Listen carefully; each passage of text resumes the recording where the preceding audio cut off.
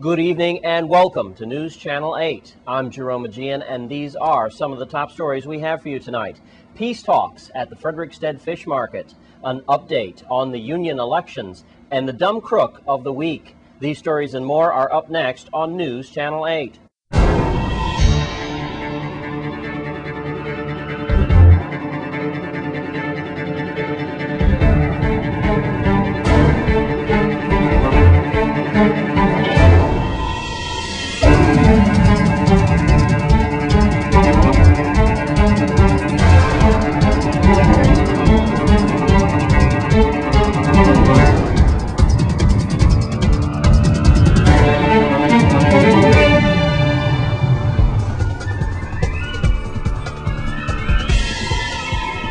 In our top story tonight, on the day that we commemorate the fire burn and freedom for all, Sergeant McFarland of the Anti-Gang Unit held a peace conference with the elders of the Frederiksted Fish Market earlier today. On the agenda, how to address the problem of violence and our youth. News Channel 8's Wes Small files this exclusive report.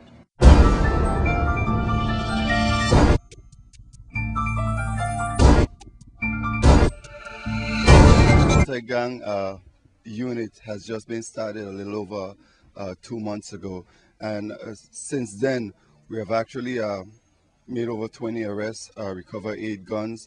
But you know, Wes, I feel like we're spinning wheel until we could start to get to the source of our problem. The source of our problem as to the cause. I mean, we're burying our youths and sending them off to jail, but at the same time we ain't getting to the core or the source as to where these guns coming from. All right, we're here actually at Malikana with some of the guys from who you want to call it tough. Well, again, my interest is what these individuals are doing as members of this community to make that different. What they are doing other than talking. I mean, what you're doing to put your best foot forward to make that difference in your community as to the youths and the youth violence. What we could do, are we as a society doing wrong, or you feel we should be doing to really capture the attention of our youths around this place? Yeah, this is Lava, and we here down in the west side by the fish market, Mali areas, and we feel like the government should do more within dealing with the youths by coming and seeing what really going on in the communities instead of just giving speeches, you know what I mean, and ain't really know the people cry in the community. And they have a lot of broken homes and a lot of broken families. That's why the youths growing up how they're growing up. Because, like, again, the system, a lot of people ain't have no jobs, a lot of, you know what I mean? A lot of people ain't have nothing going on for them, so they do what they do to survive. And by that breaking up the families, and you got a lot of single parents, a lot of single mothers, and they feel that's cool because the system is taking care of them. They could live off of welfare and food stamp, but that's not cool. There are a lot of recreation. When we are young, you had recreation for the youth them. You know what I mean? A lot of youth who really ain't like school and ain't want school and ain't studying school. They need to learn trade. That's the alternative. You know? Alternative. Yeah. If you don't care for school, then there should still be some kind of alternative. Yes, you have where you can walk with your hands. Mm-hmm, You understand? Walk with your hands. Like yeah. you said earlier, you were a fisherman from 10 years old. Yeah. You out there fishing, finding means to make that money. Yeah. You understand? Car cleaning for $20. When I was young, it's $4 and $3.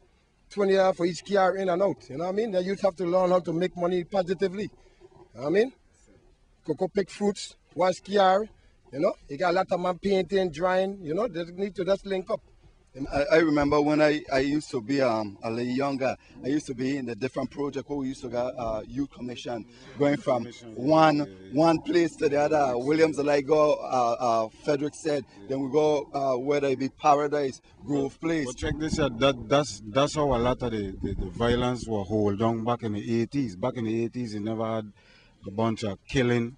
You never really had no shooting like that. You check, because when in the time a youth commission is like one housing going to the next, participating into one sport, like Imperial or talking, you check, and it was more unity.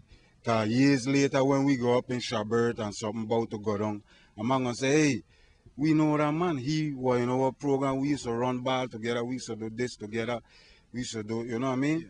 So that's a very important thing what what need to go on in the Virgin Islands. First thing I want to say is respect to Brother McFarlane because he's right in Mali, he born and raised. And this is a prime example to show you that it takes a village to raise a child. And here it is now, we sitting down here again, all of us is from the same town. And he is a police. So the first thing I want to say is that the relationship with the leadership and the people have to unite. Ain't much police gonna come around and deal like this. Ain't gonna come and talk to we. They come bullying, trying to force, and you know what I'm saying? It causes a lot of friction. But my analyzation from the time I born in St. Croix to now is this. We come from a culture where it takes a village to raise a child. None that we couldn't do nothing wrong and our mother didn't know. Your mother could have correct me, his father could have correct me. That's the culture we raise in. But the system, and I'm going to tell you, the problem is the leadership of government. Because the leadership of government is focused on an individualistic concept that you're putting upon people that are culturally in tune to village life. You see, and when you have those two concepts fighting against each other, this is the results. There is no way in the educational system that our culture is being taught. So how can our youth love themselves?